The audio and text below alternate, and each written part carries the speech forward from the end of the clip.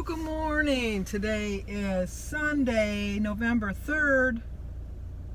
It's very early. I am going to the 9 o'clock Mass instead of the 11 o'clock Mass because I woke up already. Usually I wake up about 9 o'clock, which that's what time the Mass starts, and so I don't have time to go to that, so I go to the 11. But today I woke up a little bit before 8. So I am able to go to the earlier Mass. I'm going to take somebody else's seat because, you know, I don't know if it's like that at your church, but everybody has their own particular area that they sit in. They have their own little peeps in their area. So we'll see how that works. But we do have some birthdays. And I'd like to apologize first off to Kelly W. because yesterday was her birthday. Remember I was complaining yesterday I didn't have anybody to sing to? I could have sang to Kelly because she reminded me that I sang to her last year. But with all my issues with my phone, because I don't know if I mentioned it, but my email also got hacked. And my calendar, for some reason, well, I think what happened with my calendar is I had to reset my phone to kind of wipe it clean, and not everything came back. And unfortunately, Kelly, you didn't come back. But I have you in my book now, and I wrote you down in a book, so I have you covered both ways. So, anyway, today is Kelly W's, no, not today. Today she gets her belated birthday song. Happy belated birthday to you. Happy belated birthday to you. Happy belated birthday, dear Kelly. So sorry I missed it yesterday. Happy belated birthday to you. Cha-cha-cha. Also, it's Lisa Stavenhoe. It's Lisa's birthday. Today is her birthday, though. So I'm going to sing happy birthday to Lisa. Happy birthday to you. Happy birthday to you. Happy birthday, dear Lisa. Happy birthday to you. Cha-cha-cha. I'm sorry for the bouncing, but you know what? I keep telling you, Michigan roads. Oh, how we don't worry about infrastructure in Michigan. Our roads are terrible. They're terrible. And the thing that gets me mad when they fix them, they do a quick, cheap fix, which doesn't last long. And you know what? Then they have to close it down again. If you have to take an extra 2 weeks to do it right, I'd rather you just did it right. And then I wouldn't have to worry about it the next year, because I'd know that it would last more than just one season. But anyway, Susan Exley said, "It's my birthday. Did you forget?" No, Susan, I did not forget. Happy birthday to you. Happy birthday to you. Happy birthday, dear Susan. Happy birthday to you. Cha-cha-cha. I'm going to have to look at my written calendar now, too, to make sure that I didn't miss anybody. So if I didn't sing to you at the beginning, I'll sing to you at the end. Because when I get home, I'll check my calendar just to make sure. But, anywho, somebody made a comment about my jacket yesterday that looked like an army fatigue jacket. I didn't realize it when I bought it, but then when you pointed it out, yes, it does, and I love it. I do. I had, back in the 60s, way back in the 60s, during the Vietnam War, which I always found kind of, not at the time, but I do find it ironic now, is we didn't want to have anything to do with the Army or the Navy or any of the service people. Yet all of us 60s kids wanted to wear Army fatigue jackets and things like that. And we did. Yeah, I don't know. But anyway, I did the whole thing. I was a hippie. I had that. I had pants that looked like a flag. I had the big peace emblem that I wore around my neck. I had the beads. I had all that good stuff. I didn't do the free love. I just was too, no, not believing in that. But anyway, Jim was in the service. He never went to Vietnam. He was very fortunate that his number got called, not called to go there, but he got called to get drafted. But I love letter writing. It's a lost art. And I feel sorry for young people nowadays, because an email and a handwritten letter are completely different things. They just really are. It's just something about opening up that envelope and seeing the ink and seeing the handwriting of the one you love and recognizing it and knowing that and picturing in their mind them sitting there with a pen and paper writing. It's just a lost art. It really is just a lost art. I still letter write. not as much as I should, but I do letter write. And but anyway, during and I have all of Jim's letters, all of the letters that Jim sent me, and Jim has all of my love letters too. He keeps his in the basement in his little workroom. I have mine in the closet. And my mother, when she died, had left me her love letters from my dad, and she told me to read them and then pass them along. So I have passed some of them along. I haven't read them all. There were so many because my father was in World War II. And so he wrote a lot of letters. But that was really love letters back in the 40s. 60s, not so much.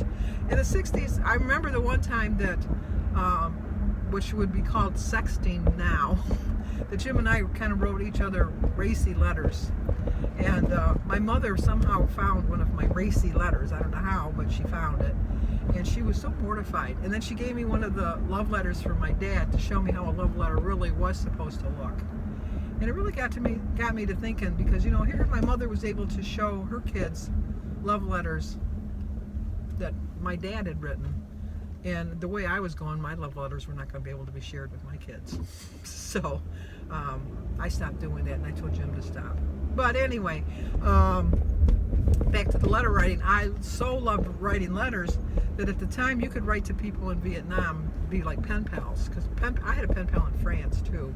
But I was writing to the one, and I had told him that I really wanted a fatigue jacket, and so he sent me one. His name was Johnny Cash, although he wasn't the Johnny Cash. So I got to wear his jacket a lot.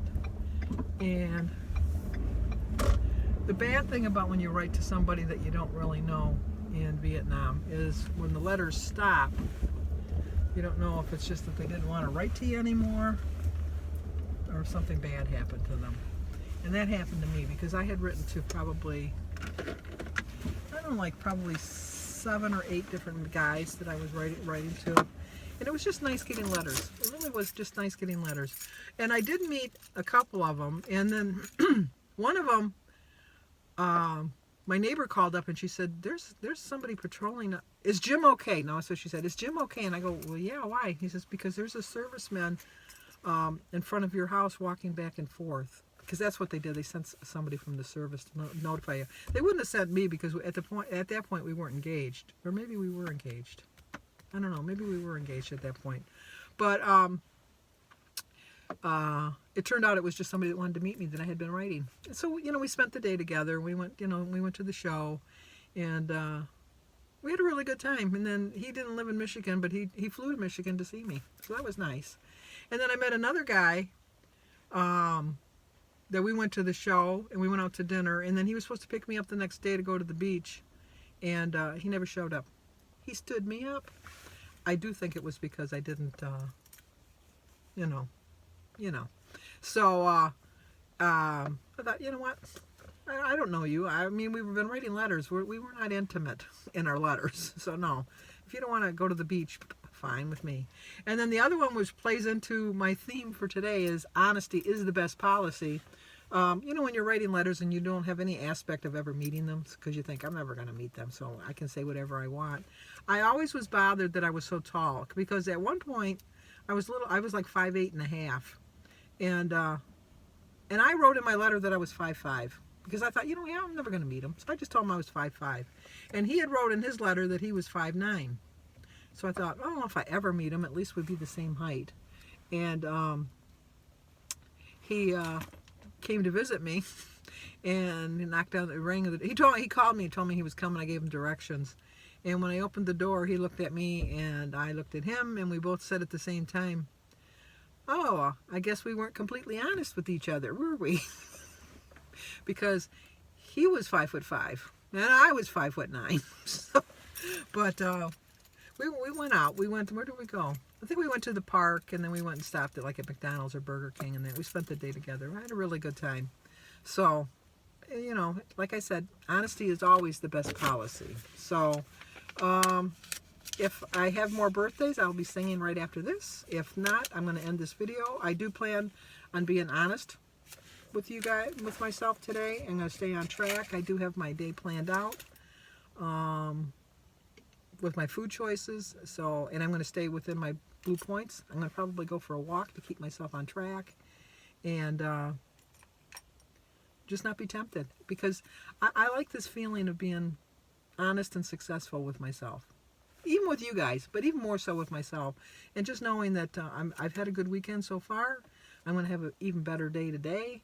And I'm going to have another loss next week because I didn't go crazy. And I don't have to starve myself this week in order to lose weight. I can eat healthy, eat what I want, and maybe even throw in a snack someday during this week. So, okay, let's go to church. Let's go in the Mass. Oh, it's almost going to start. I'm surprised the bells haven't started ringing yet. Oh, well. Maybe they're set on a timer and they already went off for the 8 o'clock. I don't know. Okay, I'll talk to you guys tomorrow. Well, first of all, I'm back. I was right about the bells. They went off while I was in church. So our masses, when I was growing up, masses were never more than 45 minutes, but now masses seem to go a little over an hour. So not that I care, but it's just kind of weird. I don't know. We haven't done anything different. I don't know why. And there was more people that went to church when I was younger than there is now. But I think there's more people giving out communion, which I think that took longer. Anyway, I stray. I wanted to remind you that this is Pancreatic Cancer Awareness Month. I do have a purple band on. It's in here. So I do have my purple band on. See, I do have it on. But tomorrow, Vicki Riddle, who's Vicki Videre 57 on, not on Facebook, on in YouTube land.